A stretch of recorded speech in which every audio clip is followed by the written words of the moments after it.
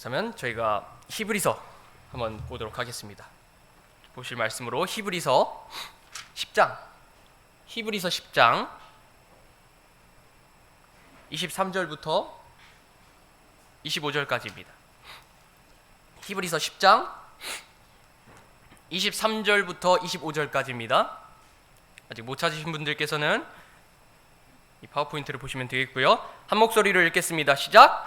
약속하신 분께서 신실하시니 우리가 우리 믿음의 고백을 흔들림 없이 굳게 잡고 서로를 주의 깊게 살펴보아 사랑과 선한 행위를 하도록 격려하며 어떤 사람들의 습관과 같이 우리 함께 모이는 일을 패하지 말고 서로 권면하되 그날이 다가옴을 너희가 볼수록 더욱더 그리하자. 이번 시간에는 제가 독립침례교회에서 믿고 실행하는 그런 침례교회의 특징과 원리를 공부하는 시간 한번 가져보도록 하겠습니다. 이제 독립침례교와 그리고 독립침례교회 산하의 여러 신학교 및 여러 신학대학원들은요, 이제 침례 성도들을 베프티스트라고 하죠. 이렇게 베프티스트의 각 알파벳을 풀어서 침례교회가 다른 교단의 교회와는 달리 어떤 구별된 특징을 가지고 있는지를 가르치곤 합니다. 겉보기에는 매우 간단하게 보일 수 있어요. 그런데 침례교회가 고유적으로 가지는 특징들을 단숨에 이해할 수 있고요. 또 지금의 우리가 성경을 신뢰하는 침례교인으로서 어떤 정체성을 가지고 그 믿음에 따른 실행을 어떻게 또 드러내야 할지에 대해 기본적인 방향성을 제시해 줍니다. 일단 제가 침례교회라고 명시는 해뒀는데요. 또 미국의 남침례교회나 아니면 우리나라에 또 들어온 남침례교회인 기독교 한국침례회에서는 또 가르칠 때 이 내용이나 순서에서 약간씩 차이가 있을 수 있습니다. 실제로 같은 베프티스트 이 단어가 이 알파벳을 가지고도 다른 내용을 제시하더라고요. 그러나 지금 보시는 자료는 또 구글에서 찾아보면은 통상적으로 나오는 그런 자료이기도 하고, 이제 이황로 목사님께서 또 웨스트 코스트 침례신학교에서 로마서를 가르치실 때 사용하시는 자료인데, 이제 영어로 되어 있지만요, 제가 한글로 하나씩 번역하면서 저희 침례교회가 가지는 특징과 구별된 원리들이 무엇인지를 그 각 주제가 설명하는 바를 한번 다뤄보도록 하겠습니다. 2시간에 걸쳐서 할 거고요. 오늘은 여기 1번부터 4번까지 B, A, P, T 이 부분만 한번 다뤄보도록 하겠습니다. 이렇게 되어 있어요. 제가 번역을 할 테니 안심하고 이제 B만 써놓으시든지 아니면은 앞에 있는 영단어만 써주시면 좋을 것 같아요. B라고 적혀 있는 데는 바이블, A라고 적혀 있는 데는 그 단어 어토노미 이런 식으로다가 단어를 적고, 그리고 저 한글 번역을 확인해 주시면 좋을 것 같습니다. 그래서 첫 번째 한번 보도록 하겠습니다. 첫 번째 알파벳은 B고요. 이에 해당하는 주제는 바이블, 성경입니다. 이제 영어로는 바이블 the final authority for doctrines and practices 깁니다. 긴데 이걸 한글로 번역하면은 교리와 실행을 위한 최종 권위가 무엇이냐? 성경이다 라고 말하는 것이지요. 즉 침례교회 믿음 곧 침례교회 신앙 고백은 성경 기록에 기초하고 있으며 이에 기반하여 성경에서 신약교회에 명령한 바를 실행에 또 옮기는 것입니다. 단순히 교리만을 그냥 가르치기 위해서 조직신학적인 것만을 가르치기 위해서 최종 권위 성경 기록을 호소하는 것이 아니라 신앙을 올바르게 생활로 드러내고 복음을 적절하게 또한 열정적으로 전하는 마음으로 전달하기 위해서도 성경 기록에 호소하는 것입니다. 이렇게 성경 기록에 최상의 권위와 최상의 가치를 두는 이유는 우리가 잘 알고 있죠. 성경 기록이 하나님의 영감에 의해 주어졌고 오류 없이 오늘날에도 신약 성도들에게 전달되었기 때문입니다. 오늘은 파워포인트에다가 말씀을 기록하지 않았기 때문에 부지런히 찾아주셔야 되겠습니다. 디모데후서 3장 15절부터 17절까지 한번 보도록 하겠습니다. 디모데후서 3장 15절부터 17절까지입니다. 이것은 제가 읽도록 하겠습니다. 또 어린아이 때부터 네가 거룩한 성경 기록들을 알았는데 그것들은 너를 지혜롭게 하여 그리스도 예수님 안에 있는 믿음을 통해 구원에 이르게 할 수 있느니라. 모든 성경 기록은 하나님의 영감에 의해 주어진 것으로 교리와 책망과 바로잡음과 의로 교육하기에 유익하니 이것은 하나님의 사람이 완전하게 되어 모든 선한 일에 철저히 갖춰지게 하려 함이라라고 합니다. 또한 요한복음 17장 17절에서는 이렇게 또 기록하지요. 아버지의 진리로 그들을 거룩히 구별하옵소서. 그리고 뭐라 그러냐면요, 예수님께서 아버지의 말씀은 진리이다 라고 언급합니다. 예수님께서는 자신의 제자들이 아버지 하나님의 말씀으로 거룩하게 되길 호소하면서 그 말씀이 참된 진리인 것을 말씀하셨어요. 또한 사도 바울은 아까 보셨던 16절에서 성경 기록이 하나님의 영감으로 주어졌다는 그 점과 성경 기록이 하나님의 영감으로 주어진 그 이유와 목적을 15절과 17절에서 정확하게 설명해 줍니다. 이것들을 전부 다 이제 포괄적으로 정리해 보면 성경 기록은 예수 그리스도를 믿고 그분을 통해 구원받을 수 있도록 은혜의 복음과 참된 교리를 제시하며 예수 그리스도를 전달하는 것이지요. 예수 그리스도를 올바르게 드러내는 것이지요. 그 믿음을 받아들인 성도들을 거룩히 구별하고 하나님의 사람으로서 선한 일을 할 수 있도록 또한 유익을 제공합니다. 단순히 구원받는 데서 끝나는 것이 아니라 구원 이후 내가 삶으로서 어떻게 내가 구원받았음을 삶으로 드러내는 것인지까지, 그리고 그 미래는 어떻게 될 것인지에 대해서 우리에게 또 위로와 명령과 권면과 희망을 제시한 그것이 성경 기록이지요. 이제 또 이 침례교회가 침례를 베푸는 것과 그리고 집사를 세우는 것, 목회자를 안수하고 세우는 것 등 교회에서 하는 일들이 다 성경 기록에 근거하잖아요. 그렇죠?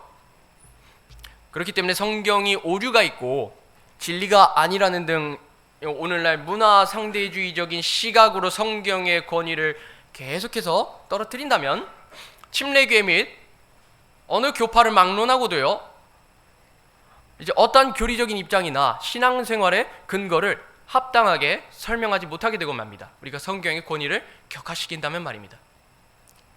우리가 옷을 입을 때도 이렇게 첫 단추를 잘 꿰매야 안 꼬이잖아요. 그렇죠? 특히 와이셔츠를 입는 분들은 더더욱더 그렇잖아요. 그렇듯 늘상 중요하게 여기는 성경론이라 해도 결코 흐트러져서는 안 되는 기초이기에 우리는 종종 성경에 대한 교리를 다시금 또 복습해야 될 필요가 있는 것입니다. 그리고 참고로 또 말씀드리자면 침례교회는 그 특성상 역사적으로 이제 성경을 가장 높은 위치에 둠으로써 오늘날 많이들 외우는 사도신경이나 아니면 장로교에서 채택하는 여러 신경들, 뭐 대표적으로 웨스트민스터 신앙고백서도 있죠. 그러한 문서들을 너무 과잉 의존하지 않으며 이제 설령 교리적인 설명을 위해서 신앙고백서를 또 저처럼 인용할 수는 있어도 문서로 된 신앙고백서로 인해서 올바른 해석이 제한되는 것을 반대합니다. 그래서 웬만한 침례교회는요, 우리가 그러하듯 사도신경을 외우지도 않고 또 가르치지도 않는 것입니다. 그리고 이제 장로교회처럼 어떠한 신조를 또한 부차적으로 의존하지도 않는 것입니다. 오로지 성경 기록 하나만을 의존하면서 그것만을 의지하면서 이렇게 교리와 생활을 가르치고 권면하는 것입니다. 그래서 첫 번째로 성경을 강조하는 것이고요. 제가 두 번째로 한번 보도록 하겠습니다. Autonomy of local church라고 그럽니다. 이 발음하기 참 힘듭니다. 어쨌든 의미는요, 지역교회의 자율성 혹은 이제 그 의미에 따라서 또 자치성이라고 하는데, 이것을 보기 앞서서 저희가 에베소서 한번 보도록 하겠습니다. 에베소서 1장 20절부터 23절까지입니다. 에베소서 1장 20절부터 23절까지입니다. 이제 교회론과 관련된 구절들이 여러 개가 있는데 대표적인 구절만 읽도록 하겠습니다. 교독하면서 읽겠습니다. 하나님께서는 그리스도를 죽은 자들로부터 일으키시고 하늘의 초소들에서 자신의 오른쪽에 그분을 앉히실 때 그 권능을 그분 안에서 발휘하사,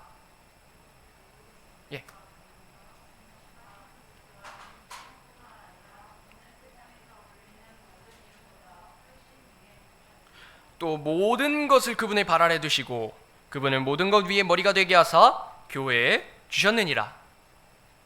23절입니다.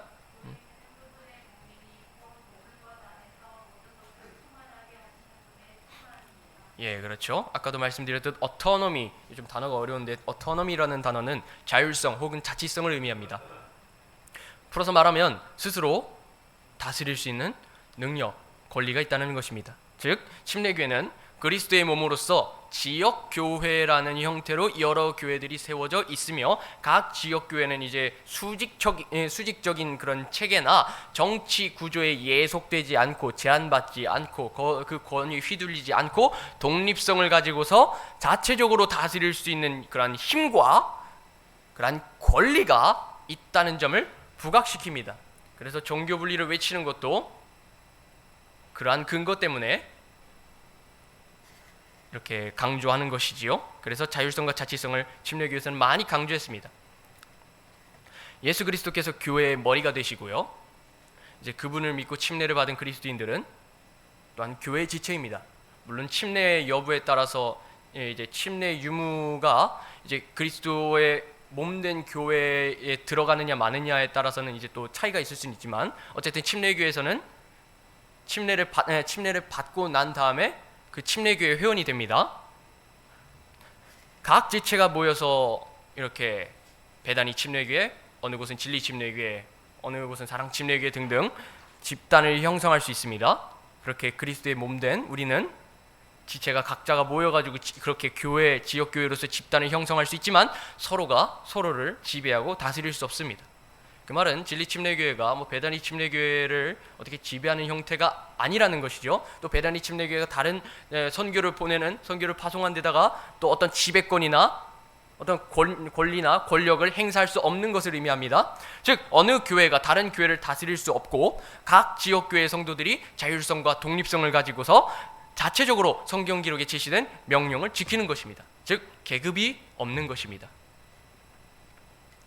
예수 그리스도께서 세우신 신약교회이고 그분께서 머리 되신다고 해서, 그렇다고 신약교회가 그 어떤 트러블로부터 이제 해방된, 어떤 트러블로부터 자유로운, 아예 그런 문제들이 일어나지 않는 그런 비무장지대나 어떤 청정지대는 아닙니다. 늘 트러블이 있기 마련입니다. 어차피 뉴스에서도 많이 나오잖아요. 그리고 그런 교회는 있을 수가 없습니다. 성경교회는, 성경 기록은요, 성경에 따른 교회는 이제 성경 기록에 따라 이렇게 이해하고 있는 거죠. 초대교회 때부터 문제가 논쟁으로 번져서 필시 해결해야만 하는 상황이 닥친다는 것을 알고 있고, 앞으로도 그러한 류의 크고 작은 문제가 일어날 것임을 또 잘 알고 있습니다. 성경에선 그것을 일깨워줍니다. 대표적인 사례로는 이제 사도행전 15장에 할례 논쟁이 있었습니다. 사도행전 15장에 대표적인 논쟁 하나가 있습니다. 이제 그리스도인들은 반드시 할례를 받아야만 구원을 받는다느니 또 율법주의자들이 계속 설치고 있었죠. 이것은 제가 읽도록 하겠습니다. 1절부터 2절까지입니다.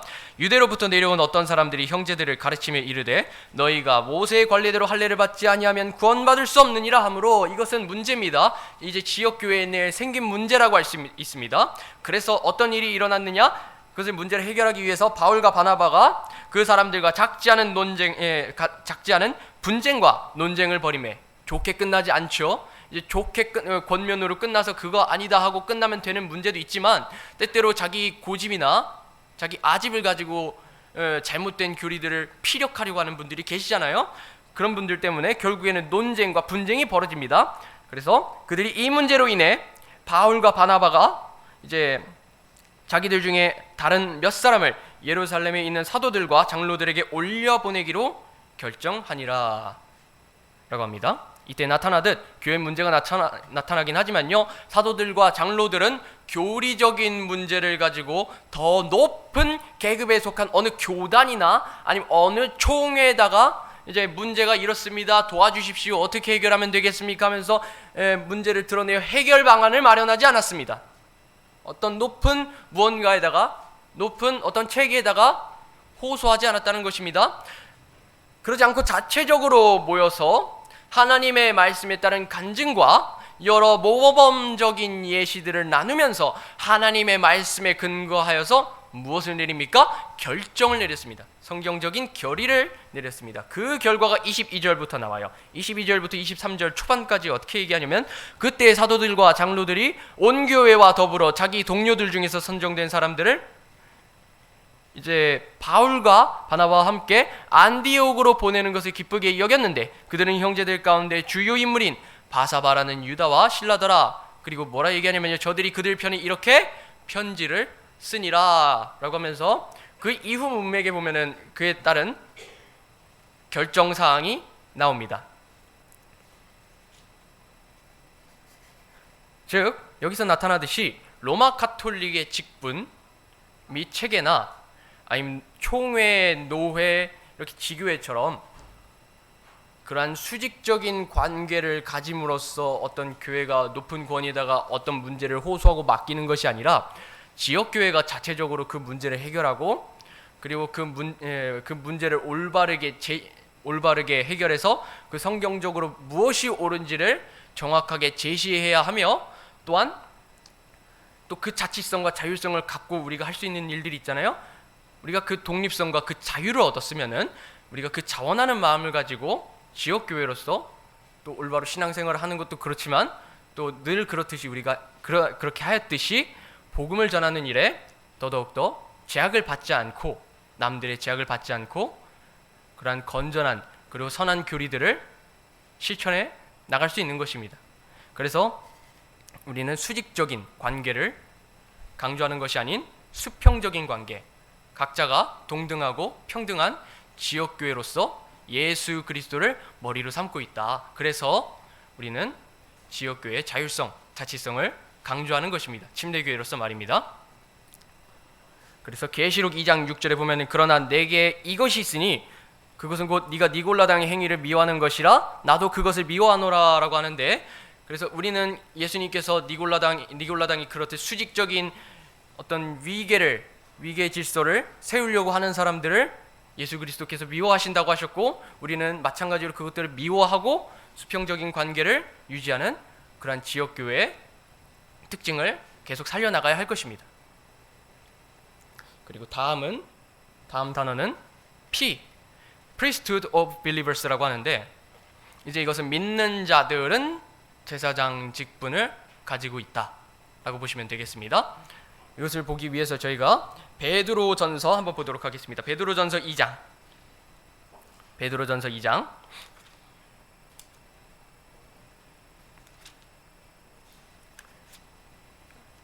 꽤 깁니다.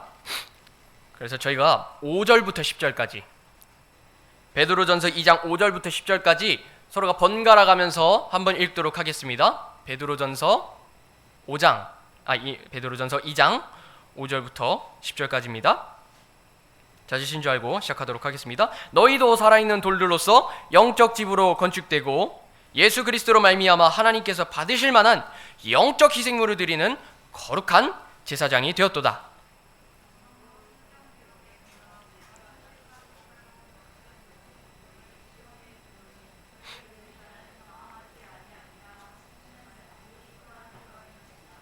그러므로 믿는 너희에게는 그분께서 보배로우시나 불순종하는 자들에게는 건축자들이 거부한 그 돌이 되셨느니라. 바로 그 돌이 모퉁이의 머리가 되고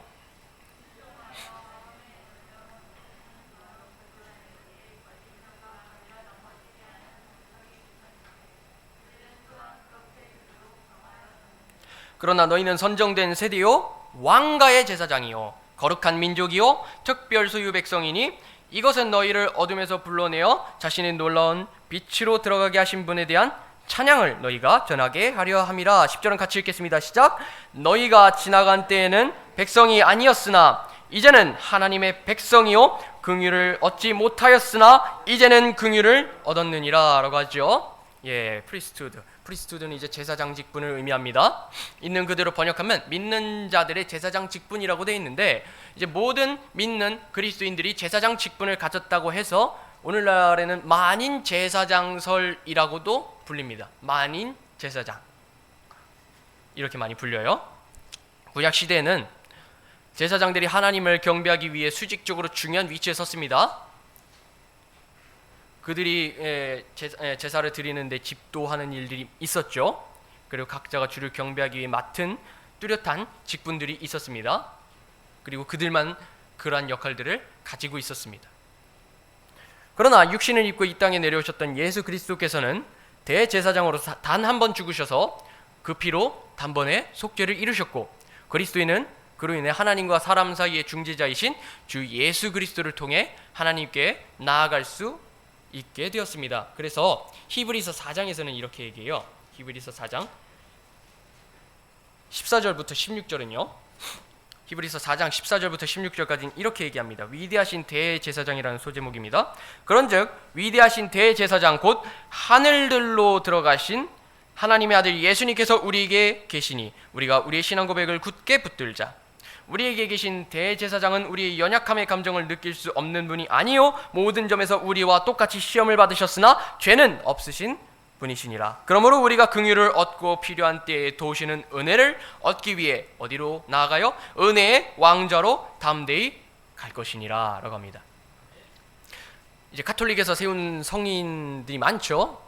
가톨릭에서 세운 성인들, 그리고 로마 가톨릭에서는 기도할 때 그들이 쌓아놓은 공로에 기반해서 또 하나님께 나아간다고 그렇게 가르쳐요.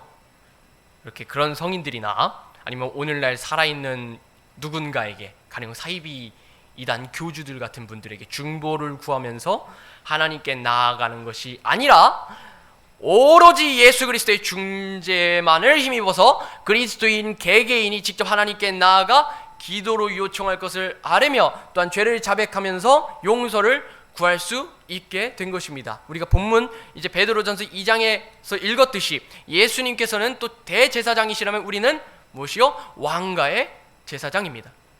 하나님의 백성이 아니었다가 예수 그리스도를 믿고 구원을 받아 하나님의 백성이 된 우리를 하나님께서 거룩히 구별하셔서 제사장이 되게 하셨고, 하나님의 특별 소유 백성이 되는 특권을 주셨습니다. 보물로 여기신 것입니다.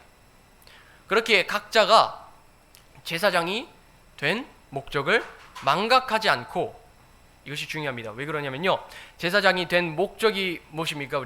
우리가 제사장이 된 목적은, 그 제사장은 하나님께 합당한 방식으로 합당한 절차를 가지고 경배를 드리는 그러한 역할을 맡고 있습니다. 그렇다면 하나님께서 우리를 백성으로 삼아주시고 특별한 소유 백성으로 삼아주시고 또한 왕가의 제사장으로 삼아주셨다는 것은 우리더러 하나님을 높여 합당하게 경배하라는 의미가 되는 것입니다. 그래서 우리가 그 목적을 잊어버려서는 안 되는 것입니다. 그 목적을 망각하지 않고 곧 살아있는 희생물로서 하나님을 합당하게 경배하고 높이며 그분을 기쁘게 해야 한다는 것입니다. 또 예수 그리스도를 힘입어서, 중보자이신 예수 그리스도만을 힘입어서 각자가 제사장으로서 각자가 기도할 것을 아뢰면서 하나님께 나아가는 것, 그것이 침례교회가 강조하는 제사장 직분, 모두가 곧 영적인 제사장들이다. 모두가 곧 왕가의 제사장들이라고 가르치는 것입니다. 그래서 히브리서 13장에서는 이렇게 또 가르칩니다. 히브리서 13장, 이거는 같이 읽도록 하겠습니다. 히브리서 13장 15절 16절입니다. 제 15절을 읽고요, 여러분들이 16절 읽으면 되겠습니다. 히브리서 13장 15절 16절. 그러므로 우리가 그분으로 말미암아 계속해서 찬양의 희생을 하나님께 드리자. 그것은 곧 그분의 이름에 감사를 드리는 우리 입술의 열매니라.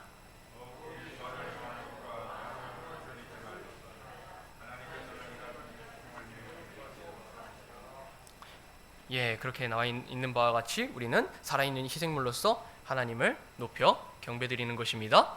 이것이 침례교에서 강조한 믿는 자들 제사장 직분이고요. 그리고 마지막으로 저희가 볼 것은 two ordinances, baptism and the Lord's Supper라고 하는데, 번역하면 이제 두 개의 조례, 두 가지 조례, 혹은 두 가지 의식이라고도 합니다. 그것은 곧 침례와 죄 만찬이다 라고 합니다. 이것이 네 번째 알파벳 T에서 비롯된 것이죠. 여기 관련돼서는 이 침례와 죄 만찬에 각각 해당하는 그런 구절들을 살펴봐야 되기 때문에 마태복음을 보도록 하겠습니다. 마태복음 맨 끝부분에 예수 그리스도의 지상 명령이 나오죠. 마태복음 28장 19절부터 20절까지입니다. 마태복음 28장 19절부터 20절까지 여기서 뭐라고 얘기하냐면요. 그러므로 너희는 가서 모든 민족들을 가르치고 아버지와 아들과 성령의 이름으로 그들에게 침례를 주며 무엇이든지 내가 너희에게 명령한 모든 것을 그들에게 가르쳐 지키게 하라.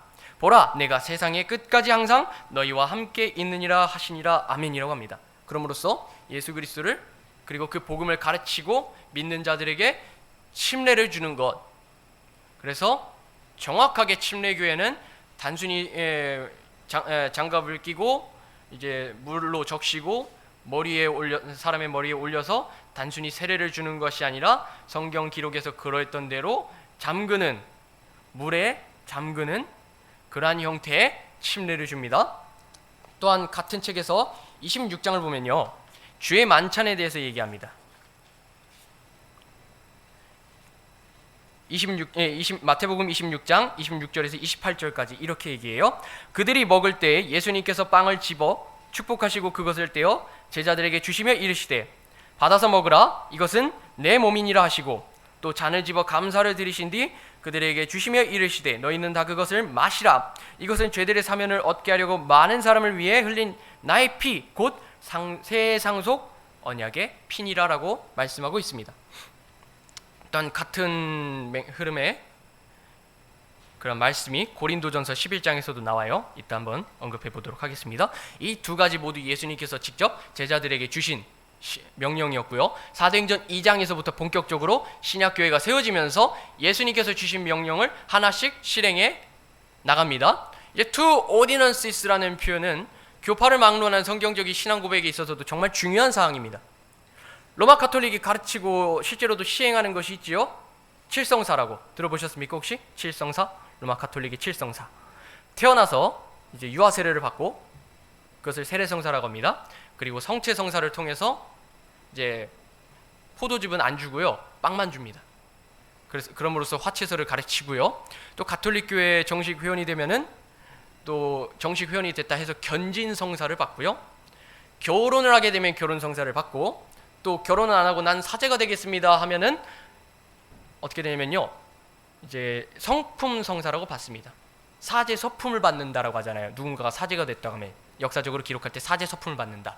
그래서 성품 성사를 받고요. 또 병자를 위한 병자 성사도 있고, 죄를 고백할 때 고해 성사는 많이 들어보셨을 거예요. 그렇죠? 고해 성사. 그리고 마지막으로 죽어서는 종부 성사가 있습니다. 즉 태어나고 죽기까지 각 사람의 인생이 로마 가톨릭으로 시작해서 로마 가톨릭으로 끝나는, 그래서 로마 가톨릭의 소나기에서 벗어나지 못하게 되는 것입니다. 중세기 동안 계속 그래왔죠. 칠성사는 그런 면에서 좋지 않을 뿐더러 여러분들 하라면 하시겠어요? 못하죠. 그리고 하고 싶지도 않고요. 그러니까 우리는 비성경적인 것을 알고 있기 때문에 더더욱 더 하기 싫은 것입니다. 그렇죠? 개신교회는 그래서 교회 개혁을 통해 로마 가톨릭의 칠성사는 아예 틀려먹었다, 글러먹었다 하면서 전적으로 거부하고 오로지 두 가지 예식만을 실행한다고 고백했습니다. 그것이 침례와 주의 만찬입니다. 물론 세례의 형태로 주겠지만요. 근데 또 표현에 있어서 살짝 아쉬움이 있습니다.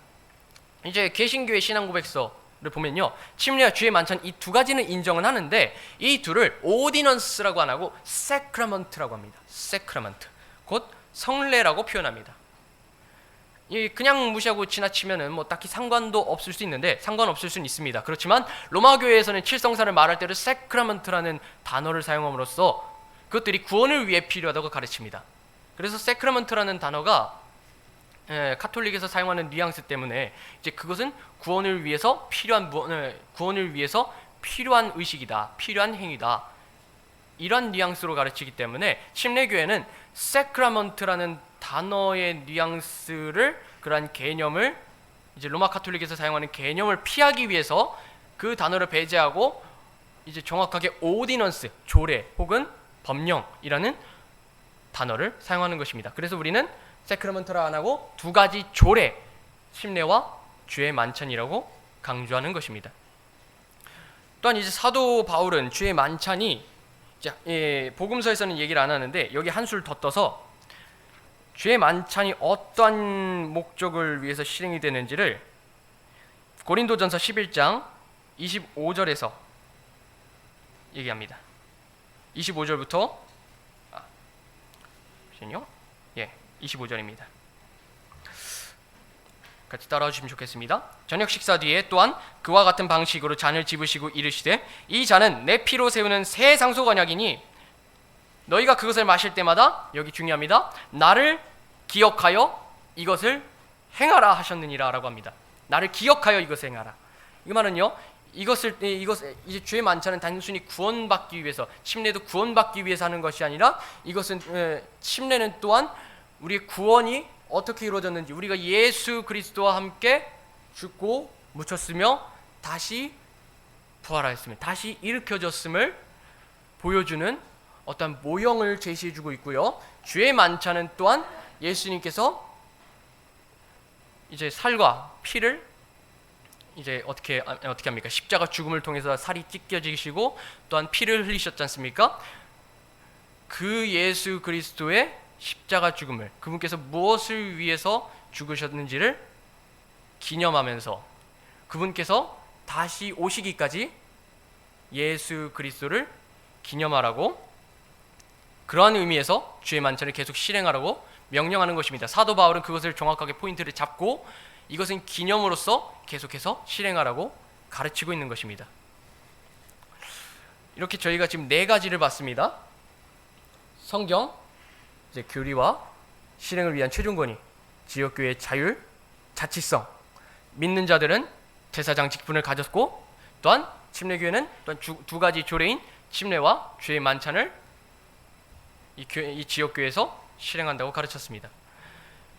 이것들이 우리에게는 그게 대수냐, 예수 그리스도를 믿고 그냥 잘 신앙생활하면 그만이지 않느냐라고 할 수 있겠지만, 분명히 예수 그리스도께서 우리 구원받은 성도들에게 제시한, 순종하라고 제시한 모범과 명령과 권면이고, 우리는 침례교회로서 또 성경을 하나님의 말씀으로 더더욱 강조하는 그런 신약 성도로서 하나님께서 성경 기록을 통해 준행하라고 하는 바를, 그 준행하라고 하는 그러한 모범을 지킬 수 있어야 할 것입니다.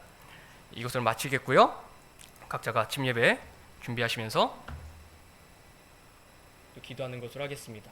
우리가 침례교회의 믿음을 가지고, 그 침례교회의 신앙 고백을 가지고서 이 어려운 시대에도 굳게 우리의 믿음이 어디서부터 왔으며 어떠한 정체성을 가져야 하는지를 다시 한 번 더 일깨울 수 있도록 주님께 기도하면서 아침 예배 준비하도록 하겠습니다.